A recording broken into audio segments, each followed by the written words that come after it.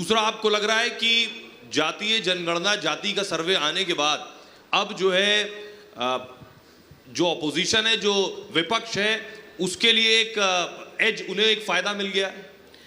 देखिए, सबसे पहले तो मैं ये क्लियर कर दूं कि मैं यहाँ आई थी विमेन रिजर्वेशन पर बोलने के लिए। मुझे कहा गया था, तो मुझे अचानक से यहाँ पुकारा गया और जाति पर बोलने के लिए कहा गया। मैं इसके बहुत ज़्यादा इस पर बोलना नहीं चाहती थी, लेकिन जब आपने सवाल किया तो मैं यही कहूँगी कि मैं इसलिए इसके पक्ष में हूँ, गणना के, जातिगत गणना के, क्योंकि अभी भी जाति के नाम पर बहुत सारे वर्ग के लोग, बहुत सारी महिलाएं, बहुत सारे लोग पिछड़े हुए हैं, उन पर अत्याचार हो रहा है। अगर ये गणना हो जाएगा तो निश्चित रूप से हमें पता चल जाएगा कि किसकी कितनी संख्या है और उसके हिसाब से फिर पॉलिसीज़ बनेंगी।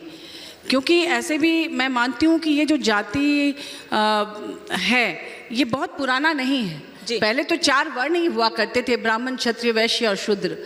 बल्लाल सेन नामक एक राजा हुआ करते थे बंगाल में, जो कि कर्नाटक से आए थे। मैं इसको बताऊं, उन्होंने ये कौलीन्य प्रथा आरंभ किया, और कौलीन्य प्रथा आरंभ किया तो उन्होंने उसके बाद धीरे धीरे जाति और ये सब कुछ आया। तो ये बहुत पुराना नहीं है, तो इसलिए मैं बहुत ज़्यादा इसके पक्ष में हूँ नहीं। लेकिन अब समाज में जब जाति प्रथा इतना अधिक हावी हो गई है और जाति के नाम पर बहुत ज़्यादा अत्याचार, अन्याय देखने को मिलता है, इसकी वजह से मैं चाहती हूँ कि जनगणना होनी चाहिए ताकि उनके साथ न्याय हो सके, उनके हिसाब से पॉलिसी बन सके। और मैं झारखंड से बिलोंग करती हूँ, तो हमारे झारखंड में 50% रिजर्वेशन पंचायत चुनाव में है, हमारे माननीय मुख्यमंत्री हेमंत सोरेन जी ने किया है। देखिए, मैं महुआ जी तो बगल से ही हैं, झारखंड से हैं, यूपी से ओपी राजभर जी हैं। जातीय जनगणना का जो सर्वे हुआ बिहार में कमाल का है, राहुल गांधी के अनुसार। आपने कहा कि क्यों राहुल गांधी? हिंदुओं की संख्या ही नहीं है भाई साहब, हिंदुओं की संख्या ही नहीं है।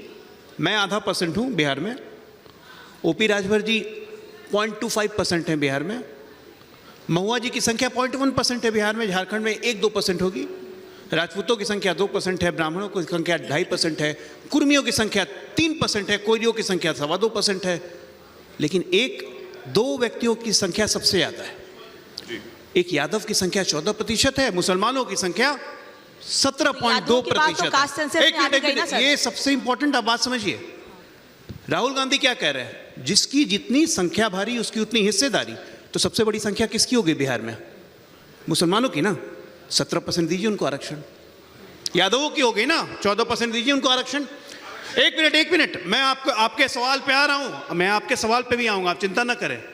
अगर जातियों के हिसाब से आप धर्म को बांट देंगे और एक धर्म को आप इंटैक्ट रखेंगे, ये कौन सा आरक्षण है भाई? कौन सा आरक्षण है ये? नौटंकी कर रहे हैं आप। ये कौन समझता, कौन नहीं है?